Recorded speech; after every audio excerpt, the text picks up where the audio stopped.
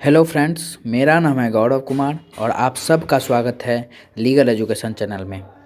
आज की इस वीडियो में फ्रेंड्स हम लोग बात करने वाले हैं इंडियन पिनल कोड के सेक्शन 92 को कि सेक्शन 92 क्या कहता है। तो चलिए शुरू करते हैं और देखते हैं कि आईपीसी के सेक्शन 92 क्या कहता है।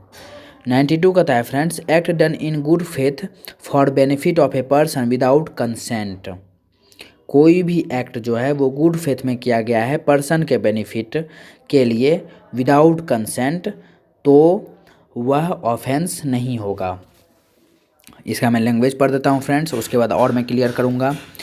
Nothing is an offence by reason of any harm which it may cause to the person for whose benefit it is done in good faith. वही बात कर रहा है कि कोई भी पर्सन के बेनिफिट के लिए कोई गुड फेथ में कार्य किया गया है और हार्म हो जाता है तो वो ऑफेंस नहीं होगा। Even without that person consent, चाहे वो पर्सन के विदाउट पर्सन कंसेंट के साथ ही किया गया हो फिर भी नहीं होगा। If the circumstances are such that it is responsible for that person to signify consent or for that person is incapable of giving consent. मतलब कि जब ऐसा उसके सामने उस टाइम परिस्थिति थी कि वह कंसेंट नहीं दे सकता था या कंसेंट देने की स्थिति में नहीं था, तो उससे कंसेंट कैसे ले सकता है? तो विदाउट कंसेंट ही उसको करना होगा काम सर्जन को। इसका इलस्ट्रेशन बहुत खूबसूरत है, इलस्ट्रेशन से आप लोग जो है अच्छे से इसको समझ जाइएगा। पहले हम इसका लैंग्वेज पढ़ देते हैं, फिर हम लोग इसका इलस्ट्रेशन को भी देखने का प्रयास करेंगे। Giving consent and has no guardian, और उसका कोई गार्जियन भी नहीं है उस टाइम, और other person in lawful charge, और जो लॉफुल जो है वो गार्जियन जो होता है वो भी उस टाइम नहीं है। तो जो लॉफुल गार्जियन है उस टाइम उसका वो भी नहीं है, तो कंसेंट कौन दे सकता है? हम लोगों ने पढ़ा था कि या तो पर्सन का कंसेंट या उसका जो लॉफुल गार्जियन है उसका कंसेंट नेसेसरी है, तभी ऑफेंस नहीं होगा। लेकिन 92 कह रहा है कि अगर गुड फेथ में पर्सन बेनिफिट के लिए विदाउट कंसेंट के साथ भी कोई ऑफेंस अगर किया जाएगा तो भी ऑफेंस नहीं हो। कोई अगर ऑफेंस होता है, किया नहीं जाएगा, अगर कोई ऑफेंस होता है तो वो ऑफेंस नहीं होगा। Of him from whom it is possible to obtain consent in time for thing to done with benefit. मतलब बेनिफिट के कंसेंट के लिए किया जाएगा, वह जो है अगर कुछ गलत हो जाता है तो ऑफेंस नहीं होगा। अब इसका प्रोविजो देख लेते हैं फ्रेंड्स, प्रोविजो क्या कहता है। डेट फर्स्ट कहता है proviso, that this exception shall not extend to the intentional causing of death or the attempting to cause death. मतलब अगर इंटेंशन रहेगा किसी को कॉज डेथ करने का या अटेम्प्ट टू कॉज डेथ करने का, तो फिर ये सेक्शन जो है उस पर अप्लाई नहीं होगा। अगर इंटेंशन रहेगा फिर वो मर्डर में चला जाएगा 302। अगर इंटेंशन नहीं है तभी इस पे चला जाएगा, और जो किया गया है वो जो है गुड फेथ में किया गया है, कार्य पर्सन के बेनिफिट के लिए किया गया है, तो ये 92 सेक्शन आएगा। फर्स्ट यही कहता है प्रोविजो। सेकेंडली कहता है कि that this exception shall not extend to the doing of anything which the person doing it knows to be likely to cause death or any purpose other than the preventing of death or grievous hurt or the caring of any grievous hurt or infirmity. ये section कह रहा है कि ये जो है grievous hurt में भी जो इंटेंशन के साथ किया गया है, कॉज डेथ भी किया गया है, तो या नहीं तो वह पर्सन जानता है कि जो पर्सन जैसे कि कोई एक सर्जन है, वह जानता है कि अगर मैं ये ऑपरेशन को करूँगा तो इसमें जो है आदमी की मृत्यु हो जाएगी, वो नहीं बच पाएगा। ये पूरा 100% वो श्योर है कि ये ऑपरेशन अगर मैं करने की कोशिश करूँगा तो आदमी की मृत्यु हो जाएगी, वो बचने का 1% भी चांस नहीं है।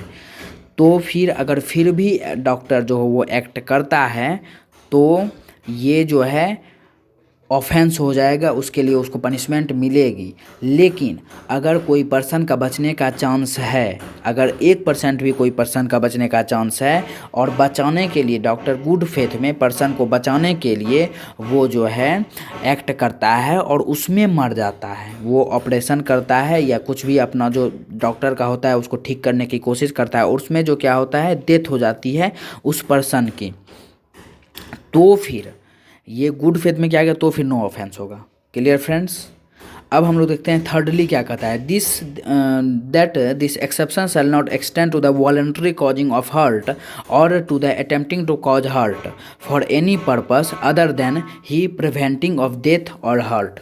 वही कह रहा है फ्रेंड्स, इसमें भी थर्ड भी वही कह रहा है कि कोई अगर पर्सन है उसको अटेम्प्ट करता है वॉलंटरी कॉजिंग हर्ट करने का, और अटेम्प्ट करता है कॉज हर्ट करने का, और डेथ करने का, preventing to death or hurt करने का कोशिश करता है, तो फिर ये जो है प्रयत्न करने पर ना होगा, ये जो है ये सेक्शन अप्लीकेबल नहीं होगा उस पर।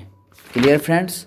अब फोर्थली ये कह रहा है कि डेट फोर्थली अब ये कह रहा है कि डेट दिस एक्सेप्शन, फोर्थली कह रहा है फ्रेंड कि that is in exception shall not extend to abetment of any offence of the committing of which offence it would not extend.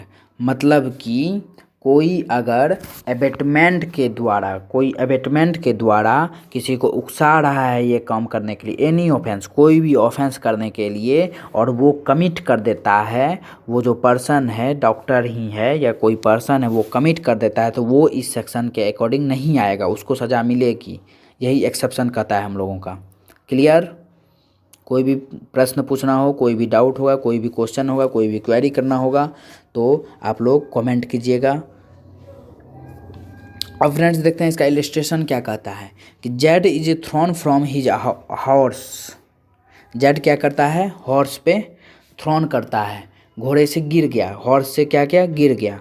And is insensible a surgeon finds that Z requires to be trepanned. मतलब कि वो जो है गिर के क्या घायल हो गया, ठीक है। तो ए जो है ए सर्जन है, और वो जो finds Z require to be मतलब तर्पण से बचाने के लिए, वो जो गिरा, जो उसका जो चोट जो लगी उससे बचाने के लिए ए सर्जन जो क्या करता है उसका इलाज करने की कोशिश करता है without concern. A not intending Z death, मतलब ए का इंटेंशन नहीं था जेड का डेथ करने का। जेड जो घोड़े से गिरा, थ्रोन हुआ हॉर्स से, उसको मारने का, डेथ करने का इंटेंशन नहीं था। किसका इंटेंशन नहीं था? तो सर्जन जो है, ए सर्जन जो है, उसका इंटेंशन नहीं था कि जेड मर जाए, but in good faith for Z benefit. लेकिन वह गुड फेथ में जो है जेड के बेनिफिट के लिए performs that trepan before Z recovers his power of judging for himself A has committed no offence. वो उसके गुड फेथ में उसके बेनिफिट के लिए वह जो है उसका इलाज करता है, परफॉर्म करता है, उसका इलाज करता है, रिकवर करता है। तो वह, और उस इलाज करने के टाइम अगर जेड की मृत्यु भी कारित हो जाती है तो वह कोई ऑफेंस जेड की मृत्यु का, तो वो ए जो सर्जन है उन्होंने कोई ऑफेंस नहीं किया। A has committed no offence. Clear friends? बोलिएगा क्लियर कि नहीं, कमेंट कीजिएगा फ्रेंड्स। अब हम लोग फ्रेंड्स देखते हैं बी से, इलस्ट्रेशन नंबर बी को। Z is carried of A tiger. Z क्या करता है, बाघ को उठा ले जाता है, ठीक है। A fires at the, Z को बाघ उठा लेता है, मतलब जेड पर हमला करता है एक टाइगर, और उसके बाघ अपने मुंह में जेड को लेके उठा लेता है, ठीक है। A fires at the tiger knowing it to be likely that the shoot may kill Z. मतलब कि ए जो है फायर करता है टाइगर पे, ए उसका दोस्त है जो कि फायर करता है टाइगर पे, लेकिन गलती से क्या होता है कि वो जो है किल हो जाता है, जेड को ही लग जाता है वो गोली। लेकिन इंटेंशन उसका था क्या, कि बाघ को मारने का, ताकि टाइगर को मारने का, ताकि वो उसके फ्रेंड को छोड़ दे, जेड को छोड़ दे। और फिर वो ये इंटेंशन के साथ गोली चलाता है, और उसमें होता क्या है, तो उसमें जो है मर जाता है उसका दोस्त ही, मतलब जेड ही मर जाता है। तो Z, but not intending to kill Z, मतलब इंटेंशन नहीं था, not intending to kill Z, intention नहीं था जेड को मारने का। एंड इन गुड फेथ में किया गया था, इंटेंडिंग जेड बेनिफिट, जेड के बेनिफिट के लिए गुड फेथ में ये गोली चलाया गया था। A A's ball gives Z mortal wound, A has committed no offence. A ने कोई ऑफेंस नहीं किया फ्रेंड्स। इसको हम एक स्टोरी के द्वारा हम समझाने का कोशिश करेंगे फ्रेंड्स, कि मान लीजिए फ्रेंड्स कि दो फ्रेंड है, ठीक है, ए और बी नाम का दो फ्रेंड है। ए और बी जो है जेल में क्या, ये जंगल में क्या किया, शिकार करने के लिए चला गया, ठीक है, बाघ को मारने के लिए, किसी भी चीज़ का शिकार करने के लिए चला गया, क्लियर। और ए को क्या करता है, बाघ पकड़ लेता है वो जंगल में, बाघ जो है हमला कर देता है ए पर और उसको पकड़ लेता है। यहाँ पर जेड है, हम ए यहाँ पे दे रहे हैं, ए को बाघ पकड़ लेता है, ठीक है, ए को बाघ पकड़ लिया और उस पर हमला किया और पकड़ के ले जा रहा था। तो बी क्या किया, बी के पास गन था, तो बी क्या किया, फायर किया बाघ पे, कि बाघ पे लगेगा तो बाघ जो है वो छोड़ देगा मेरे दोस्त को और बाघ मर जाएगा। लेकिन गलती से क्या हुआ कि बी जो फायर किया वो डायरेक्ट ए को जाके लग गया, डायरेक्ट ए को ही जाके लग गया।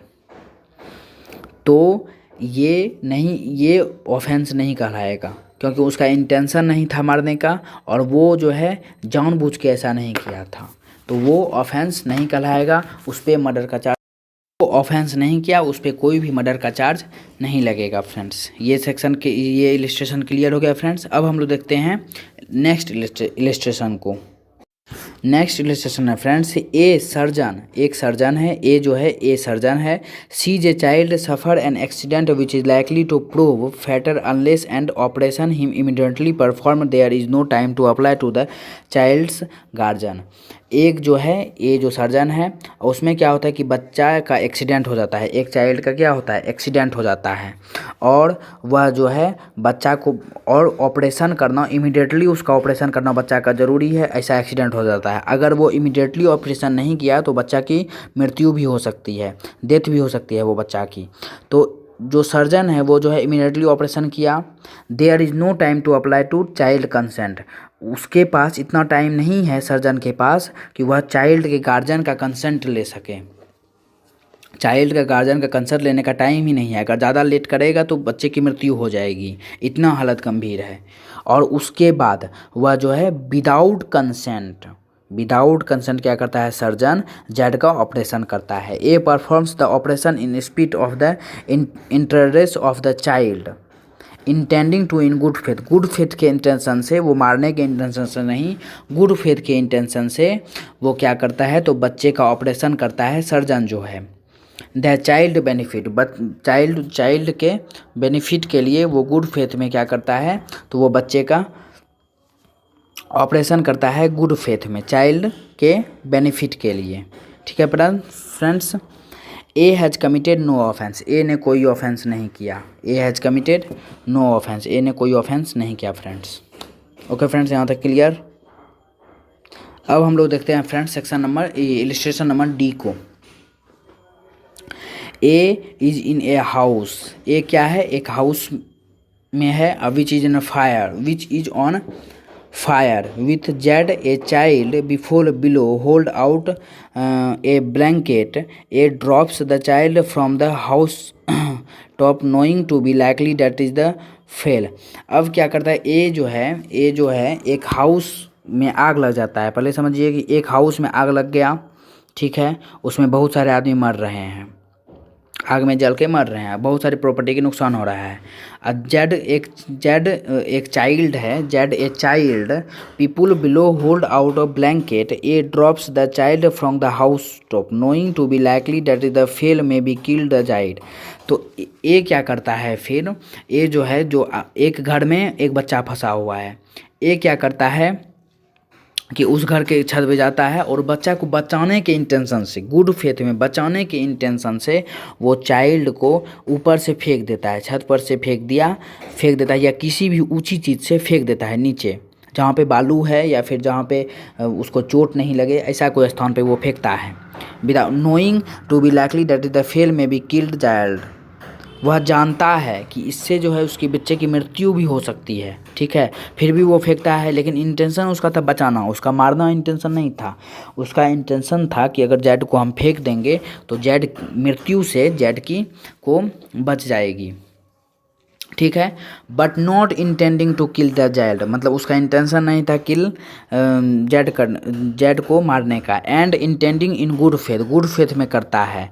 टू चाइल्ड बेनिफिट, चाइल्ड के बेनिफिट के लिए। Here even it to be child is killed by the fall, अगर A has committed no offence, अगर मर भी जाता है चाइल्ड ऊपर से फेंकने के बाद, तो ए ने क्या किया, A has committed no offence किया, क्योंकि गुड फेथ में किया गया था ये कार्य और चाइल्ड के बेनिफिट के लिए किया गया था ये कार्य। ओके फ्रेंड्स, इलस्ट्रेशन क्लियर हो गया। अब हम लोग फ्रेंड्स, अगर कुछ भी क्वेरी करना होगा तो कमेंट्स कीजिएगा फ्रेंड्स, कुछ भी प्रॉब्लम होगा तो कमेंट कीजिएगा फ्रेंड्स। अब हम लोग फ्रेंड्स देखेंगे नेक्स्ट सेक्शन को। नेक्स्ट सेक्शन में फ्रेंड्स हम लोगों का 93 क्या कहता है friends, commutation made in good faith. इसका मैं लैंग्वेज पढ़ देता हूँ, फिर आप लोगों को समझाऊंगा। इलस्ट्रेशन भी इसमें है, एक बहुत अच्छा इलस्ट्रेशन है, वो भी मैं समझाऊंगा। पहले मैं इसका लैंग्वेज पढ़ देता हूँ। No commutation made in good faith is an offense by reason of any harm to the person to whom it is made, if it is made for the benefit of that person। मतलब कि कोई वैसा अगर काम किया गया है जो कि पर्सन के बेनिफिट के लिए है, और उस न्यूज़ को सुन के या उस काम को सुन के कोई अनेक एक पर्सन की मृत्यु हो जाती है, तो वो ऑफेंस नहीं किया है। इसको हम अच्छे समझेंगे इलस्ट्रेशन के माध्यम से। ए क्या है, ए जो है एक सर्जन है। वह क्या करता है कि गुड फेथ में communicates to a patient his opinion, patient को एक ओपिनियन देता है कि that is can not live, patient के रिलेटिव को या फिर पेशेंट को बताता है कि यह जो है अब नहीं बच पाएगा, यह जो है इसकी मृत्यु हो जाएगी, that he can not live, नहीं रह पाएगा अब। The patient dies in consequences of the shock, तो पेशेंट का क्या होता है कि उसी ये जो सुनता है कि जैसे ही ये सुना कि अब हम नहीं बच पाएंगे, या फिर बोला कि अब तुम 7 दिन से ज़्यादा नहीं रह पाओगे, एक सर्जन है जो कि पेशेंट को बोला कि तुम अब 7 दिन से ज़्यादा जिंदा नहीं रह पाओगे, उसके बाद मर जाओगे, तो पेशेंट जो है इसी चीज़ के शौक में आ गया, और इसी चीज़ के शौक में आने के कारण पेशेंट की मृत्यु हो गई। The patient dies in consequences of the shock में ही पेशेंट की मृत्यु हो गई। तो A has committed no offence, A ने कोई ऑफेंस नहीं किया। Though he knew it to be likely that the communication might cause it the patient death. A ने क्या किया फ्रेंड्स, ए ने कोई ऑफेंस नहीं किया। कौन है सर, ए ने कोई अपराध नहीं किया, यद्यपि वो जानता था, जबकि वो जानता, दो ही न्यू, वह जानता था कि इस वजह से अगर उसकी डेथ हो जाएगी, अगर वो जानता था कि इस वजह से ए की डेथ भी हो जाती है, फिर भी वो अगर कम्यूट किया, वो बताया, तो उसकी बताने तो उसकी ड्यूटी है। एक सर्जन को वो किस हालत में है, वो कितना दिन जिंदा रहेगा, ये सब बताना उसकी ड्यूटी है, वो तो अपना ड्यूटी कर रहा है। फिर भी अगर ए जो है, सर्जन को पता था कि इस न्यूज़ के बाद ए जो है मर जाएगा, ठीक है, लेकिन गुड फेथ में ये बताया गया, तो ए जो सर्जन जो है उन्होंने कोई ऑफेंस नहीं किया, नो ऑफेंस होगा, इस पर नो ऑफेंस का चार्ज लगेगा। क्लियर फ्रेंड्स, आई होप आप लोगों को क्लियर हो गया होगा। अब फ्रेंड्स हम लोग देखेंगे सेक्शन 95 को, कि सेक्शन 95 हम लोगों का क्या कहता है। सॉरी, सेक्शन 94 को देखेंगे पहले, 94 को, सेक्शन 94 हम लोगों का क्या कहता है। सेक्शन 94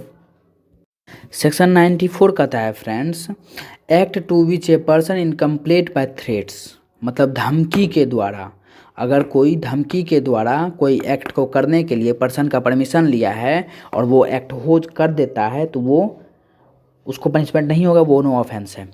अब पढ़ लेते हैं फिर। एक्सेप्ट मर्डर, मतलब मर्डर को छोड़ के, और and offence against the state punishable with death, और ऐसा ऑफेंस को, एक तो मर्डर को छोड़ के और दूसरा ऐसा ऑफेंस को छोड़ के जो कि अगेंस्ट द स्टेट हो, अगेंस्ट स्टेट जिसमें कि पनिशमेंट डेथ का पनिशमेंट हो। पहला तो मर्डर को छोड़ के, दूसरा जो है स्टेट जो है, स्टेट पनिशेबल कर सकता है, ऑफेंस जो है वो हो सकता है अगेंस्ट स्टेट जिसमें पनिशेबल डेथ हो, ठीक है। Nothing is an offence which is done by a person who is compelled to do it by threats, और वह जो है, और वो कोई बात अपराध नहीं है जो कि राज्य के, जो कि किया जाए। एक एक्सेप्ट मर्डर, मर्डर को छोड़ के, और एक जो है against state punishable with death को छोड़ के, जिसमें पनिशमेंट डेथ का है, इसको छोड़ के बाकी कोई भी अपराध नहीं है कि जिसमें उसको बाकी की कोई भी अपराध उससे होता है या फिर करवाता है डरा के धमका के विदाउट कंसेंट के साथ, तो वो जो है वो ऑफेंस नहीं कहलाएगा। यही सेक्शन कह रहा है फ्रेंड्स। अब आगे हम लोग देखते हैं, which at the time of doing the responsibly cause the apprehension that intent death the apprehension intent death which is the time of doing responsibly cause the apprehension in the death to the person will otherwise be the consequences। वही friends कह रहा है कि वैसा situation उसको जो है, अब कह रहा है फ्रेंड्स कि उसको ऐसा सिचुएशन में डाल दिया जाए कि वह उस काम को करने के लिए अनलॉफुल एक्ट करने के लिए मजबूर हो जाए। ठीक है फ्रेंड्स, कह रहा है प्रोवाइडेड दैट पर्सन। अब आगे फ्रेंड्स कह रहा है कि provided the person doing the act did not of his own accord or from a responsible apprehension of harm to himself short of instant death place himself in the situation by which he become subject to such constraint. लेकिन friends आगे यहाँ पे provided कर रहा है कि व्यक्ति जो है अपने कंसर्न के साथ उस स्थिति में नहीं डाला हो कि वो जो है मृत्यु जो है उसका कारित होना संभव हो जाए। अब आगे हम लोग देखें एक्सप्लेनेशन में इसको और अच्छे से क्लियर करेंगे कि ऐसा कौन सा ऐसा सिचुएशन हो सकता है जिसमें कि व्यक्ति का मृत्यु अपने से कारित कर सकता है, अपने मतलब कि अपने से हो सकता है। वो एक्सप्लेनेशन 1 वही कर रहा है, क्लियर हो जाएगा अच्छे से। A person who of his own accord or by reason of threat of the being beaten joins a gang of dacoit. अब क्या करता है, एक जो पर्सन है ए नाम का पर्सन, वो जो है डकैत के गैंग में जाके शामिल हो जाता है। तो उससे क्या होता है कि डकैत के गैंग में अगर वो शामिल हो गया है, तो अगर डकैत के गैंग में आप शामिल हो गए हैं और डकैत का जो मेन जो हेड है, सरदार है, वो अगर बोलेगा आपको जाओ को उसका मर्डर करके आओ, डरा के बोलेगा, आप पहले तो खुशी खुशी बोलेगा, आप बोलोगे नहीं जाएंगे, तो आपको डरा के अगर वो बोलेगा जाओ तुम उसका मर्डर करके आओ, डरा के बोला, तो उस टाइम वो डराना यहाँ पे डराना नहीं हुआ। ये सेक्शन वही कर रहा है, अगर उस टाइम का डराना हुआ, उस बात पे डराना हुआ क्योंकि हम गैंग्स ऑफ डकैत हैं, डकैत के गैंग का एक मेंबर हैं, ज्वाइन किए हुए हैं गैंग्स ऑफ डकैत को, और फिर गैंग्स का सरदार जो हमको डराता है जाओ तुम उसका मर्डर करके आओ, तो वो सेक्शन इसके अंदर, वो जो ऑफेंस है ये इस सेक्शन के अंदर बिल्कुल नहीं आएगा। क्योंकि इस सेक्शन में सिर्फ कह रहा है कि नॉर्मली आदमी है जिसको कि कोई गुंडा आता है, डराता है और ये काम करवाता है विदाउट कंसर्न के साथ, उसके साथ ये सेक्शन अप्लीकेबल होगा।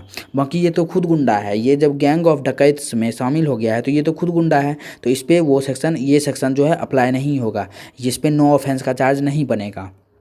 नो ऑफेंस का चार्ज तभी बनेगा फ्रेंड्स जबकि कोई नॉर्मली आदमी है, गुंडा आता है उसके घर में, उसको धमकाता है, कोई काम करने के लिए विवश करता है जो अनलॉफुल है वो करता है, वो एक्सेप्ट मर्डर को छोड़ के, और offence against the state punishable with death, और वैसा स्टेट के अगेंस्ट पनिशेबल को छोड़ के जिसमें कि डेथ आपका पनिशमेंट हो, उसको छोड़ के अगर कोई ऑफेंस करवाता है तो धमका के, तो फिर वो आएगा इसके सेक्शन। लेकिन कोई अगर गैंग ऑफ डकैत है तो उसमें ये सेक्शन उसके अंदर नहीं आएगा।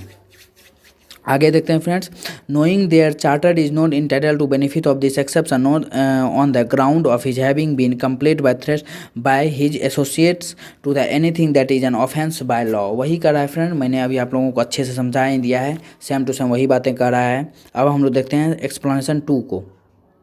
एक्सप्लेनेशन 2 कहता है friends, a person seized by a gang of dacoits, a forced by threat of intent death to do thing which is an offense by law, for example a seemed complaint to take his tools and to force the door of a house for the dacoits to enter a plunder, it is entitled to the benefit of these exceptions। इसमें क्या कहता है friends कि एक जो है डाकुओं की टोली एक व्यक्ति के अंदर में घर के अंदर घुस गया और उसको जो है धमकाया। किस चीज़ के लिए धमकाया? तो अपराध करने के लिए। और किस चीज़ का धमकी दिया? तो मृत्यु का धमकी दिया कि अगर तुम नहीं करोगे ये काम तो तुमको तत्काल मृत्यु हो जाएगी, या तो हम तुमको तुरंत मार देंगे, तत्काल तुमको हम मार देंगे, गोली मार देंगे, ऐसा कह के वह डाकू जो है ए नाम के पर्सन को धमकाया, जो कि कौन है, तो जो एक लोहार है। और उस लोहार को बोला कि चलो तुम वहाँ पे मेरे उस ताले का चाबी बनाओ, जाके चलो मेरे साथ चलो और तुम उस ताले का चाबी बनाना, जो कि एक घर को तोड़ने के लिए था। घर के ताला को तोड़ने के लिए ले गया, जो इलीगल एक्ट है। या फिर उससे घर के ताले का चाबी बनवा लिया, जो कि इलीगल एक्ट है। उससे वो डाकू का टोली जो है वो एक लोहार से काम करवाया ज़बरदस्ती। किसका डर दिखा के, तो धमका के। किसका डर, कौन सा ऑफेंस का धमका के, तो मृत्यु कर देंगे तुमको हम, डेथ का ऑफेंस को धमका के वो जो है बोला कि चलो तुम यहाँ पे ताला की चाबी बनाओ, इस ताला की चाबी बनाओ। और इस इंटेंशन जिसमें कि डाकू प्रवेश कर सके और उसे लूट सके, वो इस सेक्शन के अंदर नहीं आएगा। सीधी सी बात है, सॉरी, वो इस सेक्शन के अंदर आएगा। जो ऐसा अगर कोई करता है तो वो इस सेक्शन के अंदर आएगा। वो जो है नो ऑफेंस किया, क्योंकि उन्होंने डर में जो है, डाकू के डर से वो ऐसा ऑफेंस किया ज़बरदस्ती किया। किसके, मृत्यु के डर से किया, कि डाकू उसको धमकाया था कि तुम ऐसा काम करो नहीं तो मृत्यु तुमको दे देंगे, तुमको हम गोली मार देंगे या तुमको हम मार देंगे, जान से किल कर देंगे। तो उसके डर से उसको धमका के अगर डाकू जो है उससे ज़बरदस्ती काम करवाया है, जैसे कि चाबी बनवाया है लोहार से, तो वो इस सेक्शन के अंदर आएगा। और वो इस सेक्शन उस पर अप्लाई होगा और नो ऑफेंस होगा, वो उस पर जो है नो ऑफेंस का चार्ज लगेगा। Okay friends, clear. अब हम लोग फ्रेंड देखते हैं 95 सेक्शन को, और कहीं भी कोई इंक्वायरी होगा तो कमेंट कीजिएगा फ्रेंड्स। अब हम लोग देखते हैं सेक्शन 95 को, कि सेक्शन 95 हम लोगों का क्या कहता है। तो चलिए देखते हैं सेक्शन 95 को। आपने फ्रेंड्स अभी तक अगर मेरे चैनल को सब्सक्राइब नहीं किया है, बेल आइकन को प्रेस नहीं किया है, तो जल्दी कर लीजिए, क्योंकि लॉ से रिलेटेड और भी अच्छी अच्छी जानकारी आएगी इस चैनल पे। मैं आप लोगों को जागरूक करने वाला हूँ लॉ से रिलेटेड। अपने अधिकार को जानिए और कानून को पढ़िए। इसीलिए लॉ से रिलेटेड जितना भी होगा वीडियो सब मैं इस पर बनाऊँगा। लॉ से रिलेटेड जितनी भी जानकारी होगी सब मैं इस पे डालूंगा। अगर आप एक लॉ स्टूडेंट है तो आपको तो ये चैनल सब्सक्राइब करना ही चाहिए। और अगर आप जनरल आदमी हैं तो भी आपको अधिकार अपने पता होना चाहिए कि आपको क्या अधिकार मिले हुए हैं कॉन्स्टिट्यूशन में, संविधान में, लॉ आपको क्या अधिकार दिया है। इसलिए फ्रेंड्स तब तक मेरे चैनल को सब्सक्राइब कर लीजिए, बेल आइकन को प्रेस कर लीजिए, ताकि जब भी मैं न्यू वीडियो डालूँ सबसे पहले नोटिफिकेशन आपको जाए। और मेरे वीडियो को लाइक कर दीजिए, शेयर कर दीजिए और कमेंट कीजिए। ओके फ्रेंड्स, अब हम लोग देखते हैं सेक्शन 95 को, कि सेक्शन 95 हम लोगों का क्या कहता है। सेक्शन 95 कहता है friend, act causing slight harm, मतलब छोटा harm. Nothing is an offence by reason that is cause और that is the intended to cause और that it is known to be likely to cause any harm if that harm is so slight that no person of ordinary sense and temper would complain of such harm. ये सिर्फ section इतना कहता है कि कोई व्यक्ति जो है छोटा हार्म करता है तो वो हार्म नहीं होगा, वो नो ऑफेंस होगा। नथिंग इज एन ऑफेंस, वो ऑफेंस नहीं है फ्रेंड्स। कोई अगर छोटा हार्म करता है तो बाय रीजन दैट कॉज और दैट इंटेंडेड टू कॉज और that known to be likely to cause, और वह अगर वो फ्रेंड्स बहुत तुच्छ अपराध है, बहुत छोटा अपराध है, तो वो अपराध नहीं होगा। जैसे मान लीजिए कि किसी को हम एक थप्पड़ मार दिए तो ये नो ऑफेंस होगा, ये नो ऑफेंस होगा। एक थप्पड़ मारना बहुत छोटा ऑफेंस है, तो ये अपराध नहीं होगा। क्योंकि यही कहता है सेक्शन 94 को, slight harm, act causing slight harm, छोटा हार्म अगर कोई करेगा तो वो ऑफेंस नहीं होगा, एकदम छोटा सा हार्म।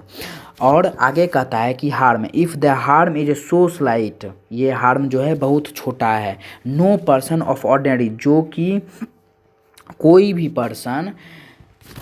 पर्सन जो कि समझ वाला है, मामूली समझ वाला है और स्वभाव वाला कोई भी व्यक्ति उसका शिकायत नहीं करेगा, ऐसा माना जाता है। अब कोई पढ़ा लिखा आदमी है, जिसको कि अच्छा आदमी है, जिसको थोड़ा सा माइंड है, जिसको नॉलेज है, तो वो अगर छोटा सा हार्म, स्लाइट हार्म के लिए कहीं भी जो है वो ऑफेंस के लिए PIL नहीं करेगा, या फिर उसकी कहीं पे भी शिकायत दर्ज नहीं करवाएगा, क्योंकि ये बहुत छोटा हार्म है फ्रेंड्स। स्लाइट हार्म यही कहता है कि slight harm is nothing is an offence, ये ऑफेंस है ही नहीं स्लाइट हार्म।